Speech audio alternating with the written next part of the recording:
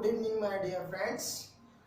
जब हमारे घर पर कोई रिश्तेदार आते हैं 2-3 दिन रुकते हैं। रुकने के बाद जब हम वो वापस जाते हैं, उनको हम बस स्टॉप पर छोड़कर आते हैं, तो छोड़कर आते वक्त हम उनसे एक बात जरूर कहते हैं, आते रहिएगा मीन्स और आइएगा। जब किसी इंसान को इस तरीके से बोला कि आते रहिएगा, तो हम दो शब्दों का इस्तेमाल करते हैं, कीप कमिंग। क्या यूज करते हैं?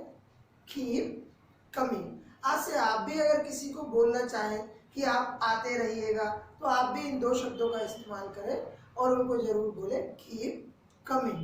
सपोज करें कि हम स्टूडियो पर जाते हैं फोटो खिंचवाने, वैसे तो आजकल कोई भी नहीं जाता है, और स्टूडियो पर जाने के बाद जब हम स्टूडियो पर फोटो खिंचवाते हैं, तो सामने जो कैमरा फोटो खींचने वाला होता है, तो वो हमसे एक ही बात कहता है, क्या? मुस्कुराते रहिएगा। मतलब वो क्या कहना चाह रहा है? मुस्कुराइए नहीं, मुस्कुराते रहिएगा। तो उसके लिए इंग्लिश बोले, कीप स्माइलिंग। अगर आप कभी जिंदगी में कभी किसी इंसान को बोलना चाहें जो बहुत टेंशन में हो, बहुत चिंता में हो, या बहुत दुखी हो, कि मुस्कुराते रहिएगा।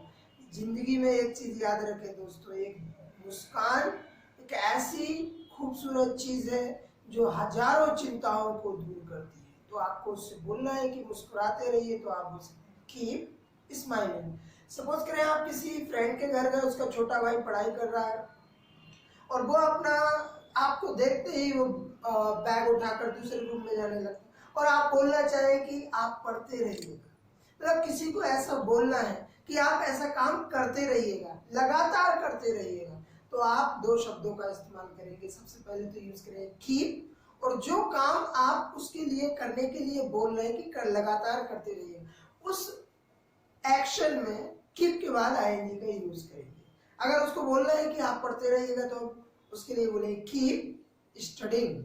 अगर कोई बच्चा खेल रहा है और वो आपको देखकर रुक जाता है और उसको आपको बोलना है कि आप खेलते रहिएगा, तो आप क्या बोलेंगे? Keep playing. नाइस।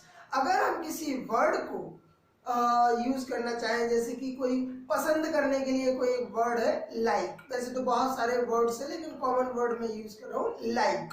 अगर मुझे कोई चीज पसंद है, तो याद रखिएगा दोस्तों, लाइक के बाद हमेशा उस चीज का नाम यूज किया जाता है जो हमें पसंद होती है। अगर मुझे रेड कलर पसंद है और मुझे बोलना है कि मुझे रेड कलर पसंद है, तो मैं इंग्लिश में बोलूंगा आई लाइक, और लाइक के बाद रेड कलर का यूज करिए, आई लाइक रेड कलर।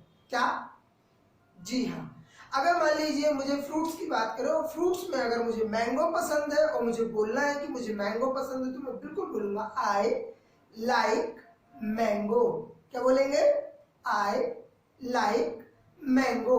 अगर मैं नाश्ता की बात करूं कि नाश्ते में मुझे समोसा पसंद है, और मैं बोलना चाहूंगा कि मुझे समोसा पसंद है, तो मैं सिंपल बोल दूंगा आई लाइक समोसा। लेकिन याद रखिए, कई ऐसी चीजें हैं जो हमें पसंद नहीं रहती है। अगर मुझे बोलना है मुझे नाश्ते में पोहा बिल्कुल पसंद नहीं है, और ऐसी कोई चीज जो पसंद नहीं है, उसके लिए यूज करेंगे डोंट। किसका यूज करेंगे? डोंट। अगर मुझे पोहा पसंद नहीं है, तो मैं बोल दूंगा आई डोंट लाइक पोहा। क्या बोलूंगा? आई डोंट लाइक पोहा। अगर मैं और चीज बोलना चाहूंगा, जैसे कि मुझे मान लीजिए बनाना पसंद नहीं है फ्रूट्स में, तो मैं बोल सकता हूँ आई डोंट लाइक बनाना। क्या बोलेंगे? आई डोंट लाइक बनाना। अगर मैं और भी चीजों को ले लूं, जैसे रेड कलर की बात करूं कि मुझे रेड कलर बिल्कुल भी पसंद नहीं है, तो मैं बोल सकता हूँ आई डोंट लाइक रेड कलर।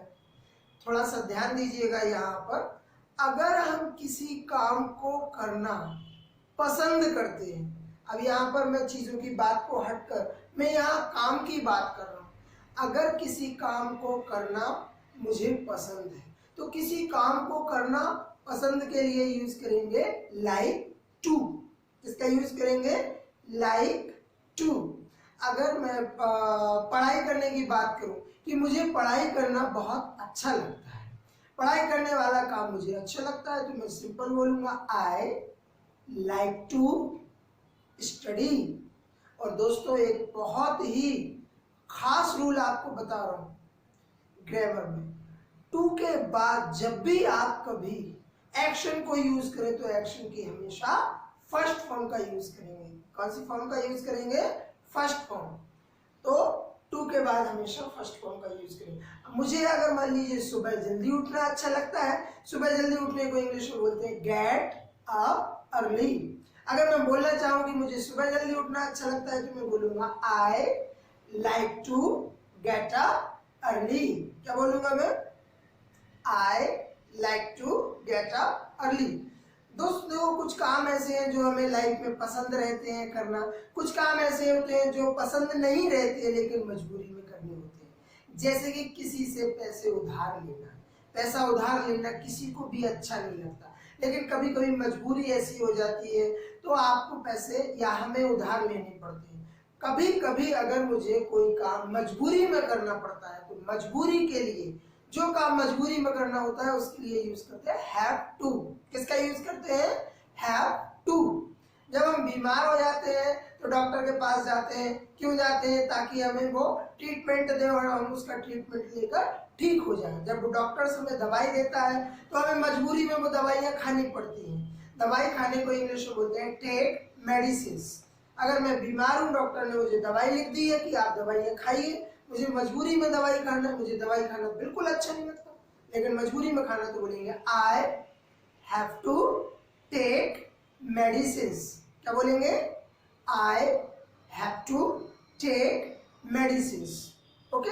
अगर मेरे पास कुछ पैसों की कमी हो रही है, कुछ सामान लेना है, मैंने अपने दोस्त को फोन लगाया कि मजबूरी में मुझे पैसे उधार दीजिए, तो उसे मुझे अपने दोस्त से कुछ पैसे उधार लेने पड़े। कब? मजबूरी में। I have to borrow money।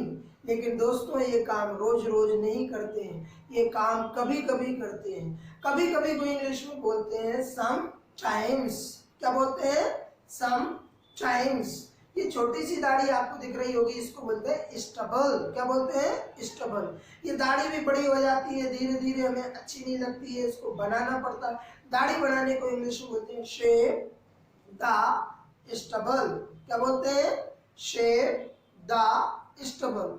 जब कभी हम कॉलेज जाते हैं या फिर किसी जगह जाते हैं जहाँ पर बहुत सारे लोग ऑलरेडी लाइन में खड़े होते हैं, हमें भी वही रूल फॉलो करना पड़ता है। धूप निकल रही है और हमें लाइन में खड़े होकर अपना काम करवाना है, किसी को अच्छा नहीं लगता। लाइन में खड़े होने को इंग्लिश में बोलते हैं स्टैंड इन अ लाइन। क्या बोलते हैं? Stand in a line. दोस्तों अगर मुझे आपसे पूछना है कि आपको लाइन में खड़े होना अच्छा लगता है क्या? अगर मैं आपसे पूछना चाहूँ, किसी व्यक्ति से अगर आप पूछना चाहें कि आपको लाइन में खड़े होना अच्छा लगता है, तो उससे कैसे पूछेंगे? सिंपल है, वेरी सिंपल। सीधा सवाल करेंगे, do you like to stand in a line. अगर मुझे लाइन में खड़े होना अच्छा नहीं लगता है तो मैं बिल्कुल आंसर दे दूंगा, no I don't like to stand in a line but sometimes. कभी कभी तो मुझे लाइन में मजबूरी में खड़ा होना पड़ता है, बट समटाइम्स आई। मजबूरी के लिए क्या यूज करेंगे? Have to stand in a line. इस तरीके से हम पूरा आंसर क्लियर करेंगे। अगर मैं कई और वर्ड्स लेना चाहूंगा, जैसे कि हम यात्रा करते हैं उसको बोलते हैं ट्रैवल, और गर्मियों में यात्रा करना और नौतपे के दिनों में याद करना। नौतपे के दिनों को इंग्लिश में बोलते हैं डॉग डेज ऑफ समर। क्या बोलते हैं? Dog days of summer. और गर्मियों के नौतपे के दिनों में यात्रा करना, travel in dog days of summer. और इन्हीं वर्ड्स के साथ हम और भी कॉन्वर्सेशन को अपना बढ़ाएंगे आगे। जिन लोगों ने इस चैनल को सब्सक्राइब नहीं किया है, प्लीज इसको सब्सक्राइब करें, बेल आइकन का बटन प्रेस करें ताकि आगे के नोटिफिकेशंस आप तक पहुंचते रहे। Thank you so much.